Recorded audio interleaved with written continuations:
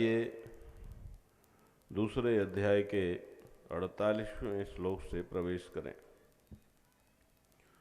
ओम श्री परमात्मने नमः। योगस्थः कुरु कर्माणि संगम त्यक्त्वा धनंजय सिद्ध्य सिद्धयोः समो भूत्वा समत्वम योग उच्यते। भगवान ने पहले कहा, तुम्हारा अधिकार कर्म करने में है, कर्मों में है, फलों में कभी नहीं, हो भी नहीं सकता। यानी कर्म करना ये तुम्हारे हाथ में है। अब यहाँ एक बात और है। बहुत लोग कहते हैं मनुष्य कर्म करने के लिए स्वतंत्र है या परतंत्र है। भगवान साफ कहते हैं कि कर्म करने में तुम्हारा अधिकार है। अब जिन लोगों को लगता है कि मनुष्य कर्म करने में परतंत्र है, उनकी सोच जरा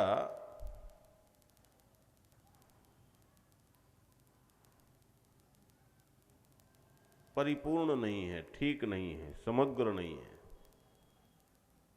वो इसे सोचते हैं कि जैसे हम चाहते हैं कि जब तक हमारा कार्यक्रम है पानी न बरसे, और पानी बरस गया तो हम कर्म करने में स्वतंत्र नहीं है।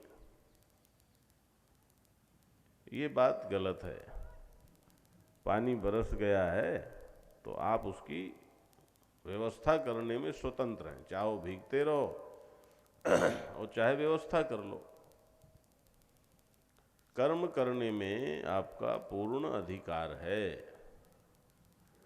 उस कर्म से जो परिणाम निर्मित होता है उसमें न है और न कभी हो सकता है। और उसके बाद भगवान ने निकम्मेपन को भी मना करते हुए कि कर्म करना ही है, कर्म करने में अधिकार है, यानी कर्म करना ही तुम्हारा अस्तित्व सिद्ध करना है। यदि तुम कर्म नहीं करते हो तो तुम्हारे मनुष्य होने का भी कोई अर्थ नहीं है। इसलिए निकम्मे मत बनो लेकिन ऐसे ढंग से कर्म करो कि जिससे तुम्हें कर्म बांधे नहीं। मां कर्म फल हेतुर्भूः, कर्म के फल के कारण तुम मत हो। कारण के बिना कार्य की उत्पत्ति नहीं होती। यदि तुम कर्म फल के कारण नहीं बनोगे तो कर्म फल, ध्यान देना ध्यान देना, भगवान ये नहीं कहते कि कर्म फल न होने दो। कर्म फल के कारण तुम न बनो। तुम कारण नहीं बनोगे तो फिर उसमें जो भोक्तृत्व पैदा होता है, जो बंधन कारक है, उस भोक्तृत्व से तुम बचे रहोगे। अब उसी बात को भगवान आगे और स्पष्ट करते हैं। ये कर्म कैसे करना है तो कहते हैं योगस्थः कुरु कर्माणि। योगस्थः, योग में स्थित होकर कर्म करो। ये योगस्था का मतलब क्या हुआ?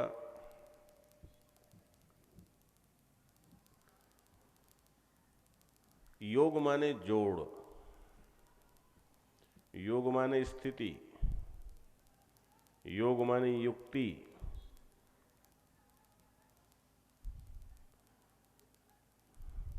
योग माने विधान। कि योग में स्थित होकर कर्म करो यानी तुम्हारे अपने व्यक्तित्व में देखो कि तुम्हारा व्यक्तित्व किन किन घटकों का योग है। जैसे पहले दिन मैंने आप लोगों से जो एक श्लोक का वाचन समग्रता पूर्वक करवाया था, वह भी योगस्थ होना ही है, ध्यान देना। पहले आप उसी श्लोक को बोलते हो और आपका शरीर, प्राण, मन, बुद्धि, हृदय सब इधर उधर, और ऐसे ही आदत है तुम्हारी। मैं क्या बताऊं, मैं आज क्या स्यापा लेके बैठूं। कबीर तो मुझसे भी सैकड़ों साल पहले कह गया, मोहे सुन सुन आवे हांसी रे, जल बिच मीन पियासी रे। ये आदत ही आदमी की ऐसी है।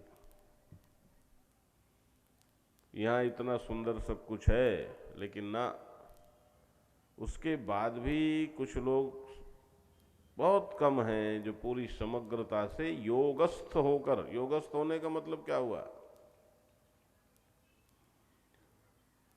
अपने शरीर में योगस्थ होना, कि अपने शरीर में योग क्या है, किसका किसका है, कि तुम्हारे शरीर में जितने घटक हैं, शरीर है, प्राण है, मन है, बुद्धि है, हृदय है, उन सब में स्थित होना, ये अपने आप में योगस्थ होना है। फिर गीता हो रही है तो श्रीमद् भगवत गीता के प्रति पूर्ण रूपेण निष्ठावान हो जाना, कि भाई हमें ये सुनना है, अनुष्ठान भाव से सुनना है। फिर चलो सुनना है, लेकिन